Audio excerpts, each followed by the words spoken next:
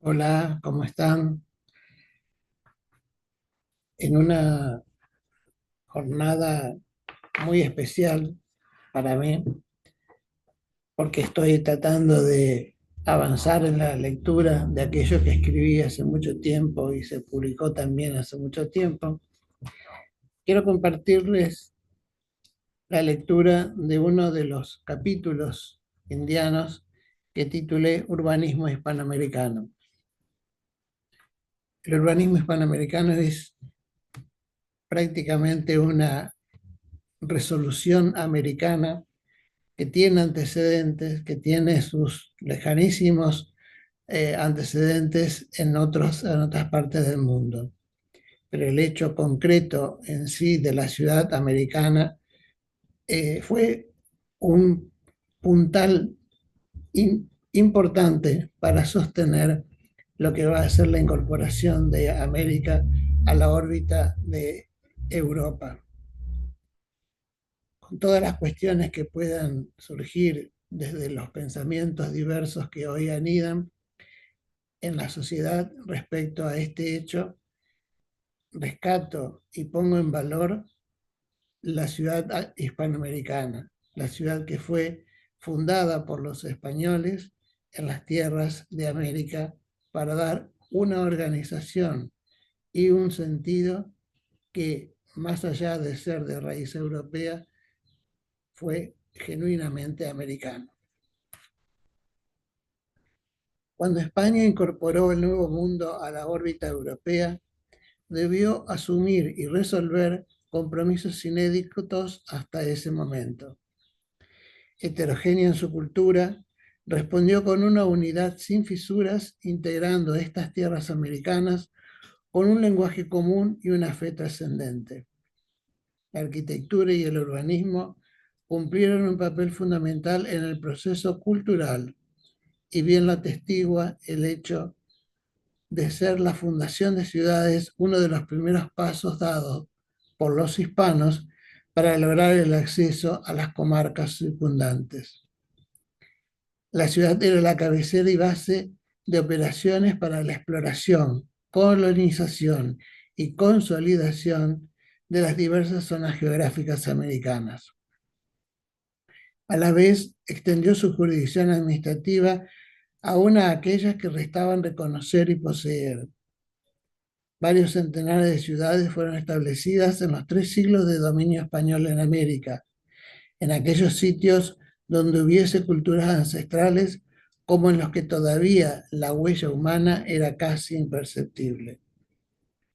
Convertir a los indígenas, administrar y explorar los tesoros minerales, establecer puertos y escalas a niveles regionales, ampliar las zonas jurisdiccionales de la corona, colonizar las tierras y resolver otras cuestiones menores, tuvieron en la ciudad el apoyo de atribuciones que esos tiempos requerían.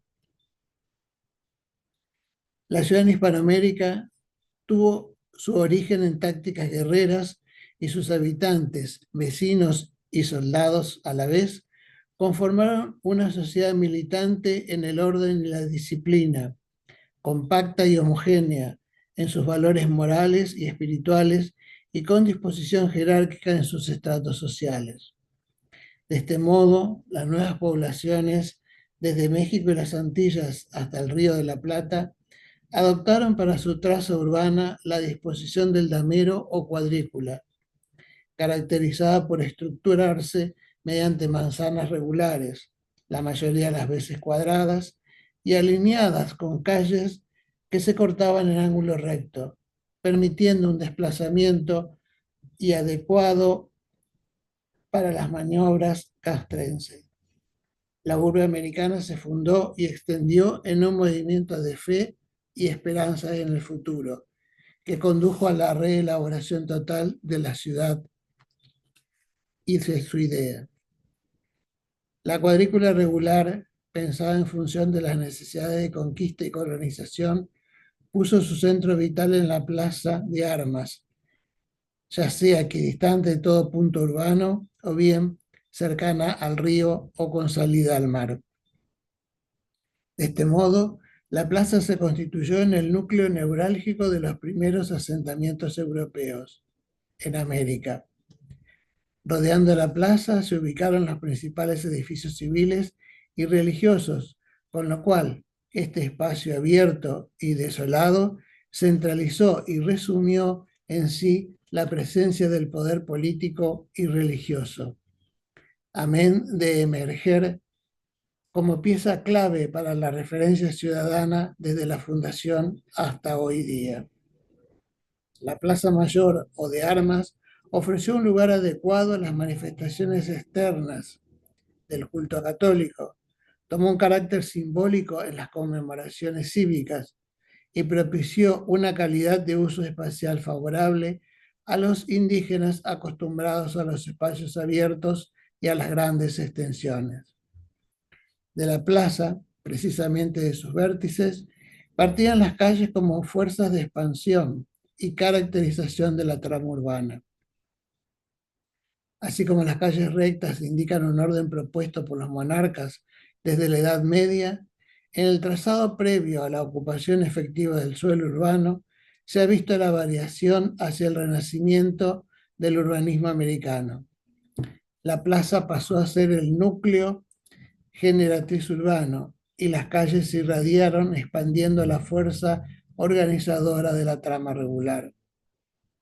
Asimismo, fueron las calles el fiel reflejo de la distribución social de sus habitantes, pues vivieron más próximos a la plaza los españoles de mayor relevancia, luego los artesanos y criollos, y ya en los suburbios los indígenas con sus rancherías. Se adecuaban al clima imperante en la región para asentamiento poblacional, resultando más anchas en las zonas frías para aprovechar el sol y estrechas o rodeadas de galerías en donde el ambiente tórrido hacía necesaria una relación solidaria con la comunidad toda.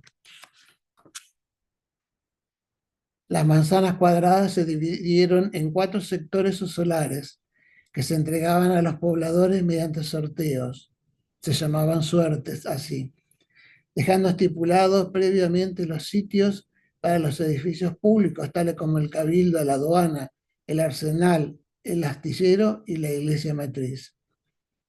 Esta se edificó frente a la Plaza Mayor en la generalidad de las ciudades americanas y los conventos, las casas de ejercicios y los hospitales. Poseyeron terrenos en las manzanas intermedias entre el centro y la periferia.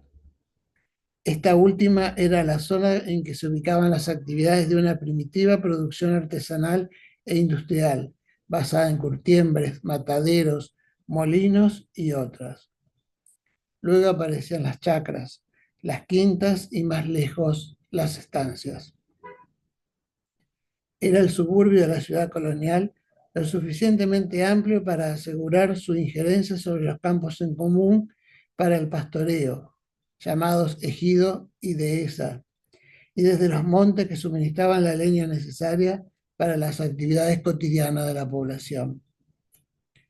Cuando en 1573, bajo el reinado de Felipe II, se promulgaron las leyes de Indias, se reglamentó con minuciosidad todo lo inherente al urbanismo, sin modificar en la propuesta oficial el modelo práctico que se había utilizado en América desde los albores del siglo XVI. La ciudad americana, convalidada de esta forma por la corona española, se integraba a la campaña circundante en una unidad política, económica, social y religiosa, que asumía su condición de ser la materialidad efectiva de la conquista en cuanto a la posesión de la tierra y del indígena para trasplantar la cultura de los europeos en un esfuerzo duplicado de dominar y adaptar. La ciudad histórica no fue una suma de condicionantes, sino una estructura total y pensada, que generó una arquitectura particular en la cual se explicitaba la realidad social y el espíritu evangelizador de la colonización española. 2 componentes, la militar y la teológica, se hicieron presentes para establecer que, en adelante, América organizaría ciudades bajo un ideal cristiano que poco tendría en su esencia con la base humanista de la ciudad renacentista. El tejido urbano de Santa Fe, 1573, y el de Buenos Aires, en 1580, junto con las de otras ciudades fundadas en el hoy territorio argentino durante el siglo XVI, así lo atestiguan, al persistir en el devenir de los siglos. Solo resta asegurar su exacta valoración como resultado de aquella grandiosa proeza llamada Empresa de Indias. El urbanismo hispanoamericano es otro de estos capítulos indianos que deberíamos volver a mirarlos con una observación hacia lo que produjo en nuestro cotidiano vivir. Hoy, la mayoría de los americanos vivimos en ciudades regulares, en ciudades que tienen un centro que es una plaza. Por supuesto que no todas las ciudades son así de regulares y con una plaza central, pero el espíritu de la organización urbana española en el territorio americano se basó justamente en dar un orden y podríamos decir, una especie de control espacial frente a lo que la ciudad medieval europea era como sinónimo de intrincadas callejuelas, peligrosas construcciones muy débiles y a veces con el sello más que distintivo de una imponente edificación religiosa. Hasta aquí esta lectura, que espero les haya resultado placentera y espero sus comentarios y como siempre seguiremos con este rumbo de leer capítulos indianos para que más gente pueda tener un breve conocimiento o una breve aproximación a esta enorme empresa que fue la incorporación de América a los dominios de España, pero también a la amalgama de la cultura hispano-europea y también con la cultura americana. Muchas gracias y hasta pronto.